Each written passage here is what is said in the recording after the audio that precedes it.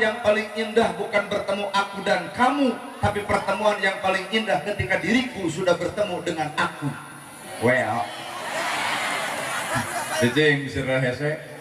Pertemuan nu paling alus lain papangina abdi jeung ibu, lain abdi jeung pacamat, lain abdi jeung kabogoh, lain salaki jeung pamajikan, lain indung jeung anak. Tapi papangih nu paling alus nalika diri ibu geus panggih jeung diri ibu nu sabenerna.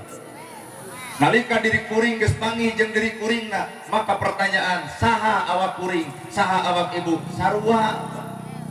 Mata lamun jelema geus wawuh kana dirina persetan jeung kasalahan batur, teu wawuh jeung panghinaan batur, mung nyaho kana kasalahan batur, sabab dirina hayang wawuh jeung kagoreng patutan diri sorangan, unggal poe unggal detik deuk momean awak sorangan, lain deuk momean awak batur. Ilmu urang, ngaran-ngaran ilmu urang tong maksakeun maneh kudu ditarima ku batur. Dek dipikaresep ku batur bae, dek nyewa bae. Nah, ilmu urang teh boro-boro mah ditampa ku batur, ku awak sorangan ge sok ditarolak.